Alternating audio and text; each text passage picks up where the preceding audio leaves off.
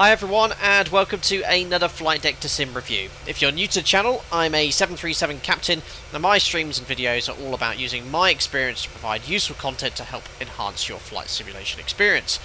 In today's video, we're going to look at the Tobii Eye Tracker 5, a device which tracks both your head and eye movements to interact with a game you're playing.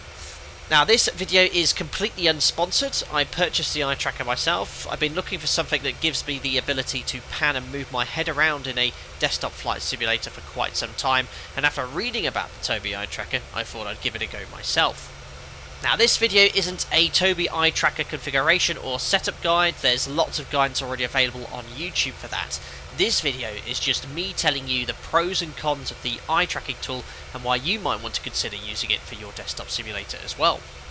Now, you can see my eye tracker is living quite happily underneath my monitor. It came in a very pretty box, was very well packaged, and was very easy to install. It took me about 10 minutes to get it up and running, and another 10 minutes to have it all configured correctly in the Microsoft Flight Simulator.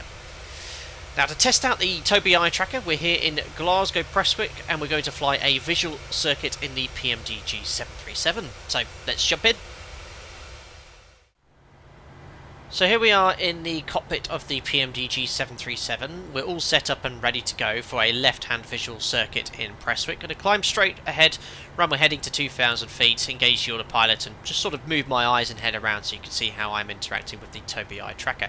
Now, what I could do is use the Tobii Eye Tracker software to preview my gaze. So I'll turn that on, and you can see exactly where I'm looking at. So if I look at the instruments on my monitor, you can see I'm looking roughly at the instruments. If I look at the airspeed, you can see I'm looking at the airspeed.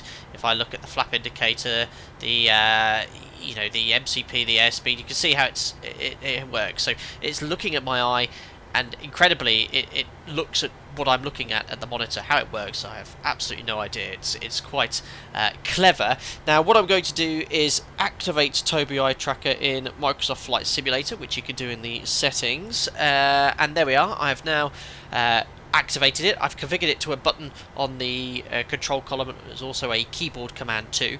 And now, as I move my head and eyes around, you can see I'm looking around the cockpit. So I can reset my view at any time. So if I'm uncomfortable with it, I could just move my position in the seats, and then I can press another button to reset the eye position. There we go. So I can move my head forward, have a good look at the EFIS panel, the MCP, look underneath, the engine instrumentation, the ND, the PFD. I can look left, I can look right, overhead panel.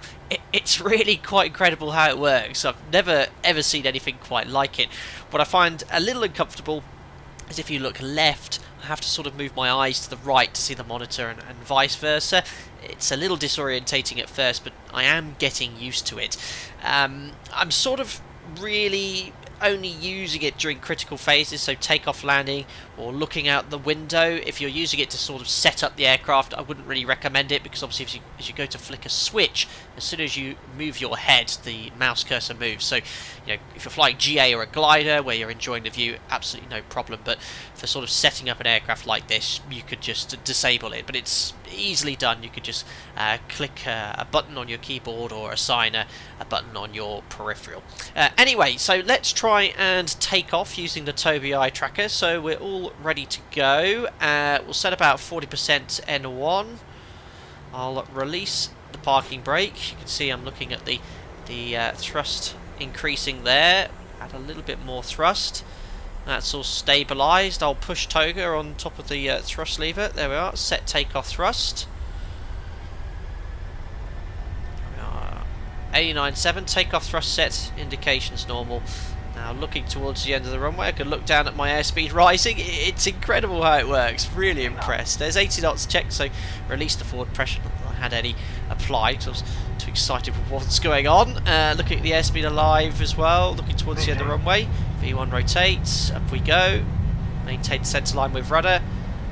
And we are airborne. Positive rate of climb. Gears coming up. There we are. And then onto the flight directors. Looks like I've lost the roll mode, so I'll go for heading select. We just need to wait for 400 feet radio altitude. There we are, heading select, and then onto the flight directors. So you can see I'm looking at the flight directors and PFD, maximum altitude 20 degrees. There's outer choir already. So I'm going to recycle flap 5, which will give me the flap 5 bug on the PFD. bug the flat 5 speed. And again, I'm looking exactly at the flight directors on my monitor. And we're live weather, live time here in Glasgow Prestwick. Look at this weather. Lovely, crisp, frosty morning. Just make sure I'm in trim there. Too busy enjoying the outside. I can move my head up, look over the glare shield. It's really quite cool. And there's 2,000 feet, so pitch down. And we can then get it all trimmed out here. Auto throttle's looking after the speed for me. And there we are. So pretty much in trim. This is where it's a bit fiddly. Command A. And I've sort of not given the aircraft the best opportunity to engage in autopilot there. But you can see we're leveled off. Autopilot's in now. I can now really enjoy the views in Microsoft Flight Simulator. Move my head forward, look outside, look at the snow. It's really quite cool. Right, I'll utilise the autopilot to turn downwind. You can join me on the downwind leg where we'll disconnect the automation and fly base leg and a landing onto runway 12 in Prestwick.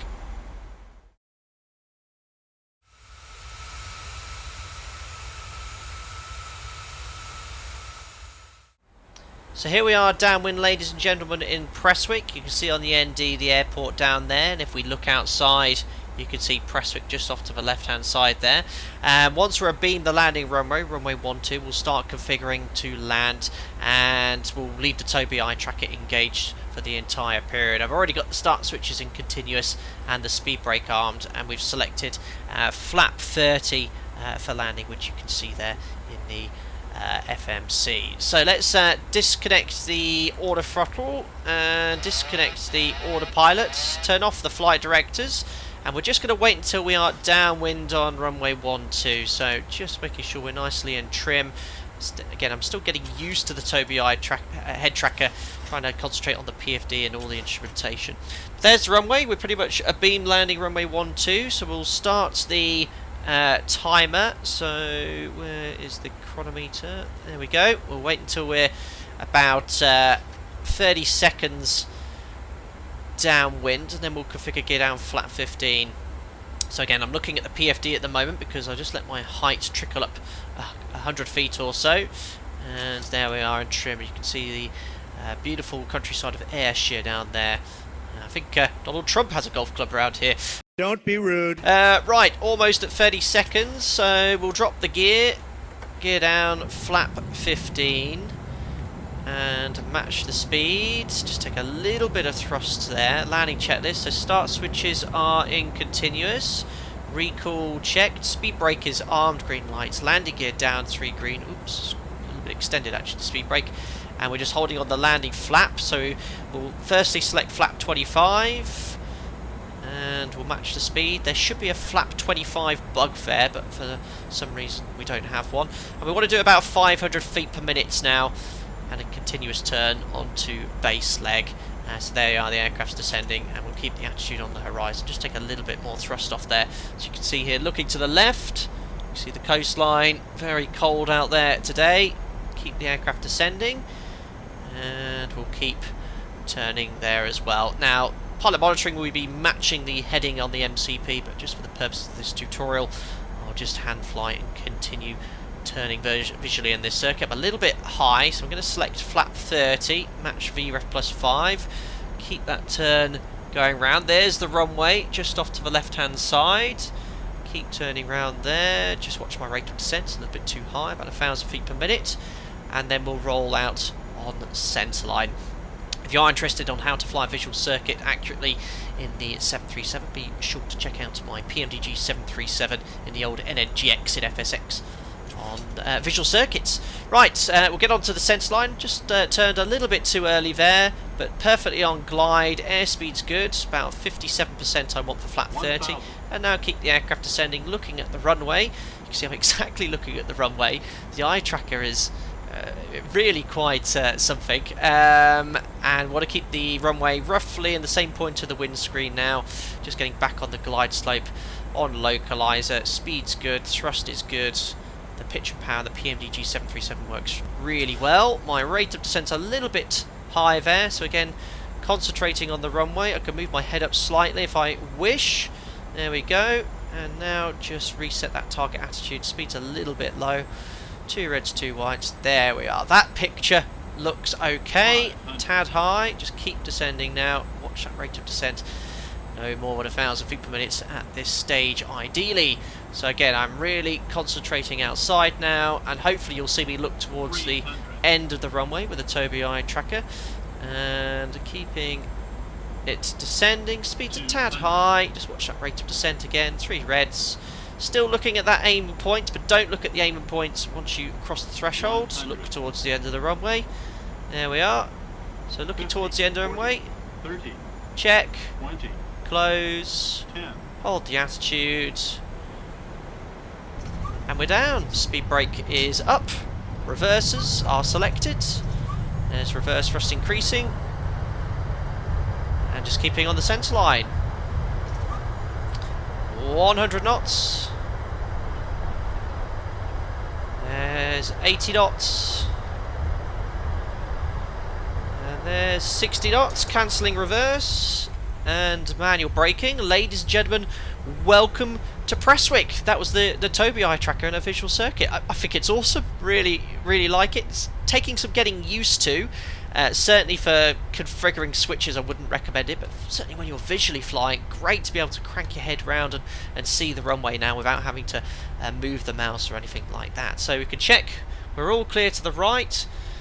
Great for taxiing as well. We'll add about 35%, so we'll select the flaps to the up position, speed brake stowed, and then we'll take another right here, then we'll park up on the taxiway and we'll conclude the video there. So, to conclude this video, I would overall recommend the Tobii Eye tracker. I think it gives a whole new dimension to flight simulation. It's not something I'm going to use for the entire flight, but certainly during those dynamic phases such as looking for visual cues and landing, it's a really useful tool. Now, it does take some getting used to, and one thing I'm not too comfortable with is that's when you move your head to look left and right, you're having to move your eyes to keep looking at the monitor.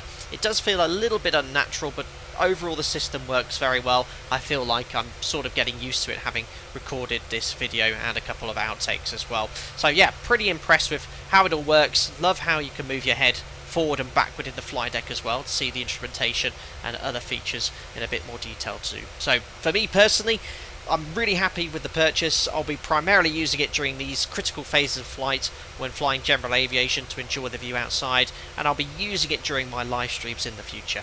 Anyway, if you want to find out more about the Tobii Eye tracker, be sure to check out their website. I've included it in the video description below, and I hope you enjoyed the video. Let me know what you think in the comment section below, and don't forget to subscribe to stay up to date with the latest content. Thank you very much for watching, and I'll see you all again very soon.